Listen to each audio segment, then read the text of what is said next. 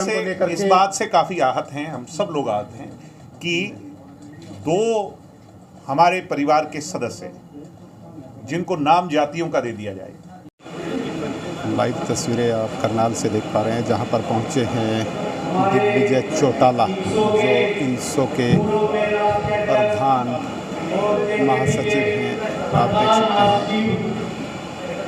Live तस्वीरें, यहाँ पर आप देख सकते हैं पार्टी के राष्ट्रीय महासचिव ब्रिज शर्मा, जो भी यहाँ पर वरिष्ठ नेता हैं बीजेपी के, वो सभी यहाँ पर मौजूद हैं। आप सभी साथियों से गुजारिश इस खबर को ज़्यादा से ज़्यादा शेयर करते रहें। मगर सरकार क्लर्कों के साथ है, मुझे उम्मीद है इसको बहुत जल्द सुलझा लें। किसको धमकाया वाली बात पे इतना कहूँगा कि किसको छोड़ा किसको।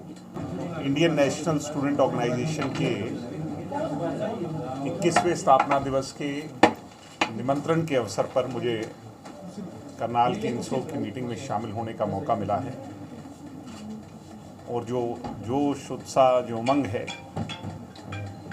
प्रत्येक वर्ष की तरह इस वर्ष भी उसी हर्षोल्लास से जैसे किसी फेस्टिवल को मनाते हैं, वैसे अपने 21वें स्थापना दिवस को मनाने हज़ारों युवा जो है वो करनाल ज़िले से हिसार के अंदर शामिल होंगे। इंसो का स्थापना दिवस जहां एक छात्रों को प्लेटफॉर्म देने का अवसर है, उनके बुनियादी मुद्दों को आधार बनाकर उस आवाज़ को उठाने का मौका है, वहीं उसके साथ आपने देखा है कि इंसो किसी सोशल मुद्दे पर, सोशल कॉज के लिए कोई बड़ा ऐसा उपलक्ष्य हासिल करती है, कोई ऐसी उपलब्धि हासिल करती है जो अपने आप में एक रिकॉर्ड बन जाता है। ऐसी ऑर्गेनाइजेशन के 21वें स्थापना दिवस का निमंत्रण लेकर के आज हम यहाँ आए हैं, और मुझे उम्मीद है कि सबसे ज़्यादा संख्या में करनाल के युवा साथी भी शामिल होंगे। इसके साथ एक मुद्दा और है, मैं माफ़ी चाहूँगा, रोक रहा हूँ। छात्र संघ चुनाव को लेकर जब हमने आंदोलन किया था, और मैं उस समय स्वयं इंसो का प्रधान था, तो सरकार ने नोटिफिकेशन जारी करके प्रत्यक्ष छात्र संघ चुनाव के लिए हामी भरी थी। पहले वर्ष तैयारियां ना होने के कारण 2018-19 के जो चुनाव थे उसको अप्रत्यक्ष तौर पर कराने का काम किया, यानी इनडायरेक्ट नॉमिनेटेड। वो हमारी कभी मांग नहीं थी। उसके बाद कोरोना काल रहा, और कोरोना के पश्चात जो है पिछले वर्ष ऑनलाइन क्लासें लगने के कारण, दाखिले लेट होने के कारण चुनाव नहीं हो सके। हमारी इस बार सरकार से फिर पुनः मांग है कि जल्द से जल्द इस पर नोटिफिकेशन जारी हो, स्केड्यूल जारी हो, बजट एलोकेट हो, और सभी वाइस चांसलर्स यूनिवर्सिटी के छात्र संघ चुनाव प्रत्यक्ष तौर पर कराने के लिए तारीखें जारी करें।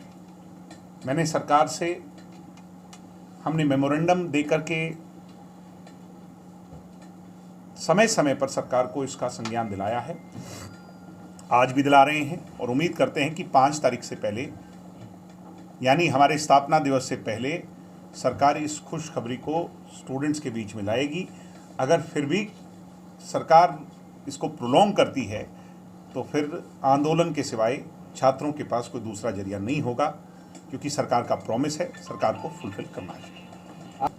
युवाओं की बेरोजगारी की खाई गहरी है, इसमें कोई दुराय नहीं, मगर जितना इन्वेस्टमेंट हरियाणा के अंदर आ रहा है वो इसकी ओर इशारा कर रहा है कि आने वाले समय पर जहां सरकारी नौकरी, वहीं प्राइवेट नौकरी के अंदर भी बहुत अवसर, पहले से कई गुना ज़्यादा अवसर हरियाणा के अंदर होंगे।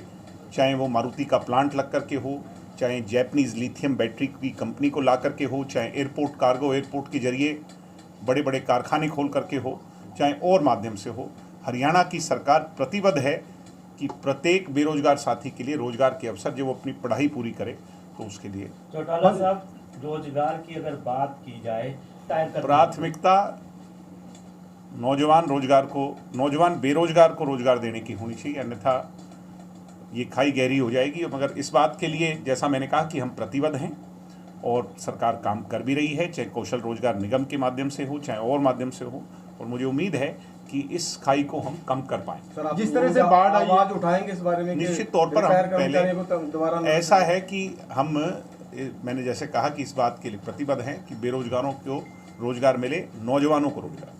बाढ़ से जो नुकसान हुआ है दिग्विजय जी, जो बाढ़ से नुकसान हुआ है उसकी भरपाई के लिए, मुआवजा के लिए क्या प्रक्रिया चल निश्चित रही तौर है? पर आपको ये जानकर के खुशी होगी कि पहली बार है हरियाणा बनने के बाद, बाढ़ तो अनेकों बार आई हैं, 95 में भी आई है, उससे पहले भी आई हैं, मगर कभी भी बाढ़ घोषित सरकार नहीं करवा पाई। जैसे आप देखते हैं कि असम में, बिहार में हर वर्ष बाढ़ आती है और वो बाढ़ घोषित होती है, जिसके कारण वहाँ के लोगों को रिलीफ मिलता है, सरकार फंड उसके लिए प्रोवाइड करती है।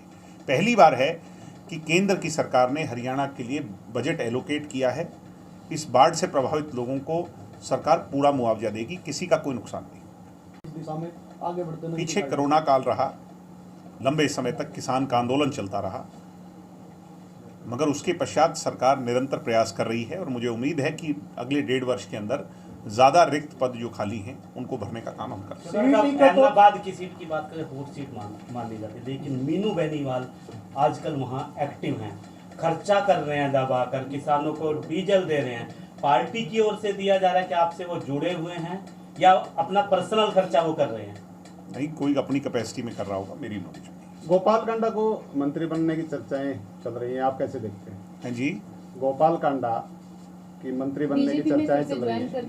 ये तो ऐसा है ना कि मंत्री बनाना चीफ मिनिस्टर का अधिकार होता है और मुख्यमंत्री जी जिसको चाहें उसको मंत्री बना सकते हैं, इसमें क्या है? तो जेजेपी में काबिल नहीं है अहमदाबाद लोग, में पहले रैली की थी, वो एक्टिव हैं। जेजेपी में काबिल नहीं है लोग, हैं जी, जेजेपी में लोग जेजेपी काबिल- को जो 3 पद थे, तीनों पदों पर हमारे मंत्री हैं। जिस कैपेसिटी में हमारा गठबंधन हुआ था उस कैपेसिटी में हमारे तीनों मंत्री हैं। दुष्यंत जी भी हैं, बबली जी भी हैं और अनूप धानक। दिग्विजय जी, आबा जी पूछ रहे हैं कि दिग्विजय जी को मैंने कब धमकाया या किसी को कब मैंने धमकाया? दिग्विजय जी से ये तो आपने भी ऐसा सवाल पूछ लिया। जी प्रत्यक्ष को प्रमाण की आवश्यकता नहीं होती, वो तो जाने ही इस बात के लिए जाते हैं। चौटाला साहब मीनू वो अरे आप उससे आगे बढ़े नहीं, आप मैं आप क्या भी एक्टिव हो रहे हैं वहाँ, चुनाव लड़ेंगे मीनू बेनीवाल? अरे मैं थोड़ी जानता हूँ, किसी दूसरे का सवाल तो दूसरे से पूछेंगे नहीं, वो एक्टिव आप ही के पार्टी के ओहो, हैं। आप एक के पीछे पड़ गए। बात पूरे प्रदेश की हो रही है, कोई एक आदमी की नहीं हो रही। किसको धमकाया वाली बात पे इतना कहूंगा कि किसको छोड़ा किसको, और उसी का परिणाम है कि स्वर्गीय चौधरी देवीलाल जी का लगाया पौधा आज 1% कुछ दशमलव वोट पर सीमित हो गया। तो वो अपने अंदर झांके, वो कहते हैं परिवर्तन करो, परिवर्तन करो, परिवर्तन करो। हम कहते हैं जरूर करो, मगर अपने स्वभाव में करो।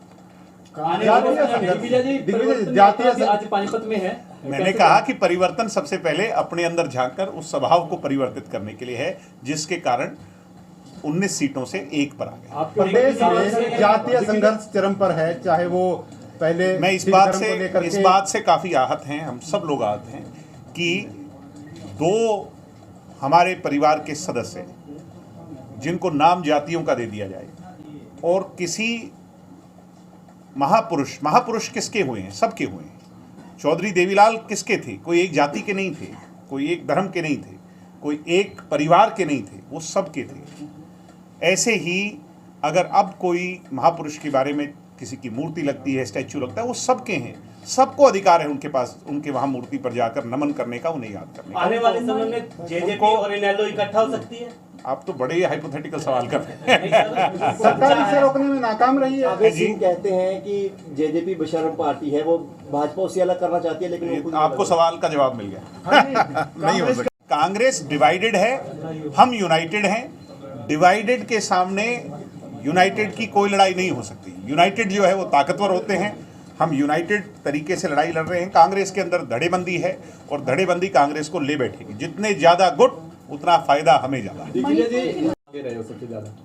जी, दिग्विजय चौटाला आपका सवाल खड़े कर रहे हैं, सबसे बड़े सत्यानाशी दिग्विजय हैं। तो वो ये उनकी शब्दावली है, मणिपुर के ये उनकी शब्दावली है और ये उनकी जो उनकी पहचान है उसको दर्शाता है। मणिपुर हिंसा पर कुछ कहना चाहिए? मणिपुर हिंसा जो है ना, जो पीड़ादायक है और मणिपुर में जस्टिस होना चाहिए, मणिपुर के लोगों के साथ न्याय होना चाहिए और उसमें कतई विलंब नहीं होना चाहिए, देरी नहीं। विपक्ष का इंडिया गठबंधन बना है, उसके बारे में कुछ कहना चाहिए? ऐसा है कि गठबंधन बनते रहे हैं, टूटते रहे हैं। आज लड़ाई इंडिविजुअल चेहरे की है, मोदी जी के सामने वैकल्पिक तौर पर मुझे तो कोई नज़र आता नहीं। और मैंने जैसा कहा कि वो सब अपने लालच में एकत्रित हुए हैं दिग्विजय जी और लालच में एकत्रित हुए लोग कभी कामयाब नहीं हो सकते। सर कल वीरेंद्र सिंह जी 35-400 की मांग कर रहे हैं, पूरे हरियाणा में काम बंद है। भाई सबकी मांग पूरी होनी चाहिए, जो जितनी कैपेसिटी में हो सके। मांग तो अब कोई कितनी भी कर ले, मगर रियलिटी को, सरकार के फंड्स को, सब चीज़ों को देखना है। कुछ सरकार की भी लिमिटेशंस हैं, मगर सरकार क्लर्कों के साथ है। मुझे उम्मीद है इसको बहुत जल्द सुलझा दें। सर धमकियों का सिलसिला क्लर्कों की ओर से भी शुरू है। सरकार ने कहा कि 31 तारीख तक अगर नहीं काम नहीं तो वेतन नहीं। उधर से वो क्लर्क जो हैं वो हमारे परिवार के सदस्य हैं, हरियाणा के ही लोग हैं।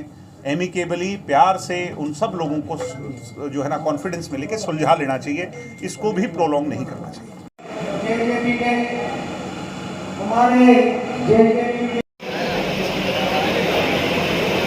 साथियों, ये इनसो एक ऐसा संगठन है। एक ही बात कहूंगा, जो मान सम्मान हमारे राम लक्ष्मण जैसे भाई किसी चौटाला जी के चौटाला भी दे सकते हैं। आपको विश्वास दिलाता हूँ, इस दुनिया का कोई भी कोना नहीं है जिसमें ऐसा मान सम्मान मिले, ऐसी इज्जत हो, ऐसे आपके कार्य हो। आपके राम लक्ष्मण जैसे भाई हर जगह अड़कर खड़े हैं। आपसे यही विनती करता हूँ कि अपने पार्टी को, अपने छात्र संघ को इतना मजबूत कीजिए कि खुद सरकारें भी झुके और आकर आपसे पूछे कि आपकी मंशा क्या है। और आज आपको 300 के स्थापना दिवस का मौका देने आया है, जो इस बार किसान के अंदर 6 अगस्त को 300 का स्थापना दिवस मनाया जा रहा है। और मैं भाई साहब को बताना चाहता हूँ कि जब भी 300 कमरान की हमारी ड्यूटी लगी, हम इस पर खड़े हुए। पिछली बार आप सभी साथी 2 बस और 15-20 गाड़ियों में जयपुर पहुंचे थे।